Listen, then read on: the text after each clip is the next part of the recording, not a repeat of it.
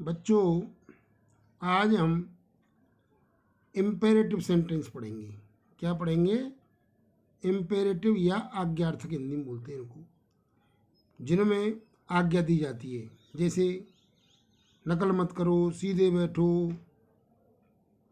पढ़ो, गेट बंद कर दो, बंद करो, ऐसी करके।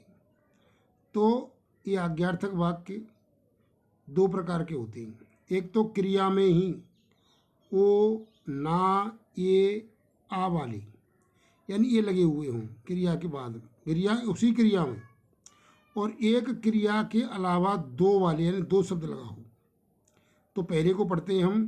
क्रिया में ही ओ, ना, ये या आ वाले, ये तीन तरह के होते हैं। एक तो ऑर्डर यानी आज्ञा वाले, एक एडवाइस यानी सलाह वाले, और एक रिक्वेस्ट यानी निवेदन वाले। अब इनको पढ़ते हैं क्रम से। ऑर्डर यानी आज्ञा वाले, ये कैसे बनते हैं? इनमें बस सबसे पहले वर्ब की फर्स्ट फॉर्म, फिर ऑब्जेक्ट, और फिर सीएस, ऐसे बनते हैं। जैसे दरवाज़ा खोलो, देखिए एक ही वाक्य है, दरवाज़ा खोलो, अथवा दरवाज़ा खोलो, खोलना, या दरवाज़ा खोलिए। इसको कहेंगे ओपन द गेट।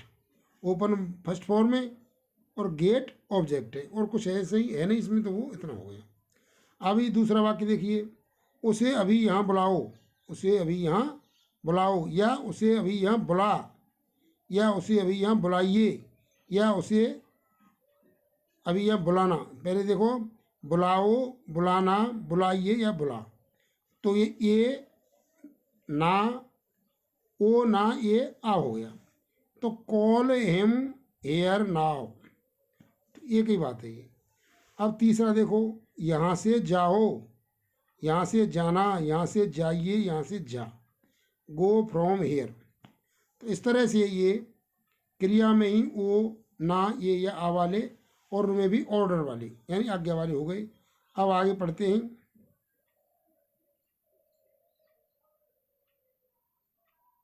ये हैं उसी में एडवाइस यानी सलाह वाली।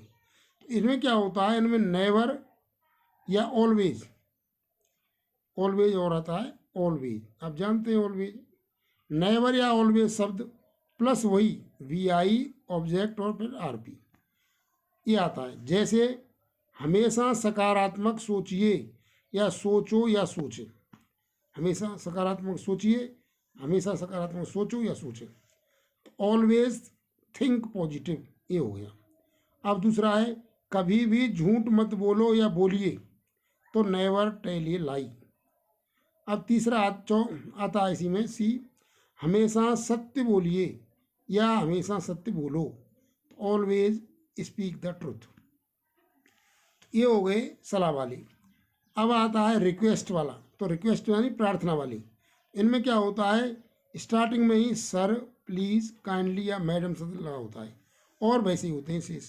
जैसे कृपया धीरे बोलिए या धीरे बोलना, तो धीरे बोलो, तो प्लीज़ स्पीक सॉफ्टली।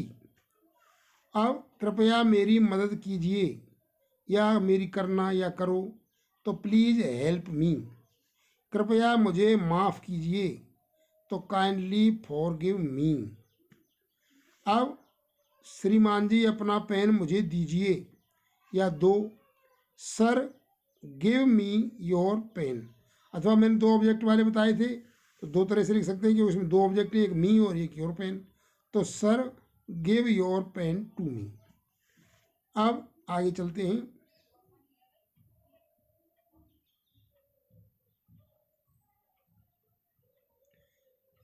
अब इसके बारे में दो नोटें। ऐसे वाक्यों में कोई कर्ता नहीं होता, क्योंकि इनमें कर्ता छुपा हुआ रहता है।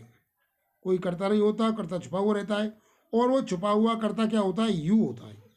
अगर ऐसे वाक्यों में कोई प्रोनाउन आता है तो वो यू के परिवार का ही होगा। यू के परिवार का जानते हो आप? यू, योर, योर्स, यू और योर सेल्फ या योर सेल्फ। तो आप अपना काम अपने आप करो, अपना काम अपने आप, तो ऐसे क्या करेंगे? Do your work your self. ऐसे वाक्यों में हम कोई शब्द यानी नाउन, नाम या प्रोनाउन संबोधन के रूप में भी लगा सकते हैं। जैसे रमेश कुर्सी साफ करो, रमेश कुर्सी साफ करो, तो रमेश के बाद कॉमा क्लीन द चेयर, या क्लीन द चेयर फिर कॉमा रमेश, ऐसे करके। ऐसे वाक्यों में सिंपल, या अब तीसरी बात जो नेगेटिव वो पॉइंट है इसका, वो क्या है, ऐसे वाक्यों को सिंपल या नेगेटिव वाक्य ही बना सकते हैं। सिंपल तो आपने देख लिए, अब नेगेटिव कैसे बनाते हैं, तो नेगेटिव बनाने के लिए डोंट लगा देते हैं।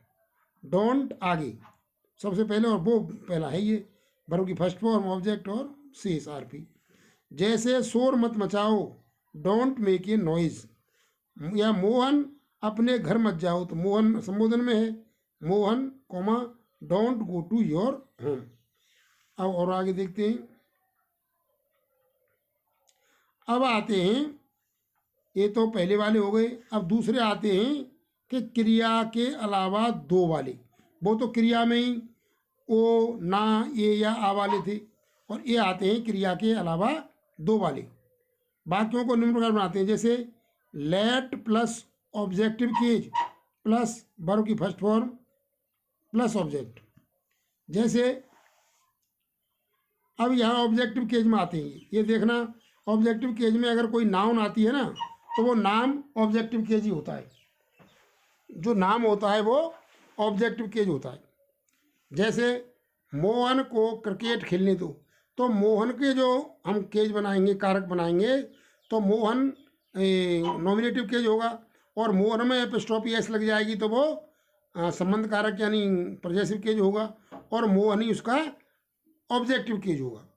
तो मोहन जो शब्द आ रहा है यहाँ वो ऑब्जेक्टिव केज में है। जैसे मोहन को क्रिकेट खेलने दो, तो लेट मोहन प्ले क्रिकेट, इस तरह से ये मोहन ऑब्जेक्टिव केज में है। देखो उसको, देखो उसको खाना खाने दो, तो यहाँ इसको मत मानो कि ये कर्ता कारक में नहीं है, ये नॉमिनेटिव केज में नहीं है, तो ये कौन से केज में है, मोहन ऑब्जेक्टिव केज में है। उसको खाना खाने दो, तो क्या आ जाएगा, लेट हिम, या लड़की है तो हर, और लड़का है तो हिम, लेट हिम या हर ईट फूड, तो ये ऑब्जेक्टिव केज में है, ये ध्यान रखो। हमको घर जाने दो, let us go to home. अब लेट अस तथा लेट मी के दो प्रकार के प्रयोग होते हैं। देखो, लेट अस को हम प्रस्ताव में लेते हैं और सिंपली लेते हैं, और लेट मी को हम आज्ञा के रूप में लेते हैं। जैसे उदाहरण के लिए लेट अस प्ले क्रिकेट, तो इसके दो अर्थ करेंगे। अगर प्रस्ताव है तो इसके अर्थ करेंगे आओ क्रिकेट खेलें या चलो क्रिकेट खेलें, और जब इसको सिंपली लेंगे तो हमको क्रिकेट खेलने दो, इस तरह से होगा। और लेट मी को इसकी आज्ञा के रूप में आता है, और एक सिंपली आता है। तो let me go to my, let me go to my home, तो ये बात गलत लिख दिया है। लेट मी मतलब यह है अपनी किताब पढ़ूं, या let me read my book, ये गो टू नहीं है, ये रीड है। Let me read my book, तो इसके दो अर्थ होंगे, अपनी किताब पढ़ लूँ या पढ़ूँ, या मुझे अपनी किताब पढ़ने दो। Let me read my book, इसके दो अर्थ होंगे। इस तरह से और जो शेष बचे हैं उन्हें आगे देखेंगे कल, तो इनको ढंग से पढ़ें। धन्यवाद। ओम बोलो।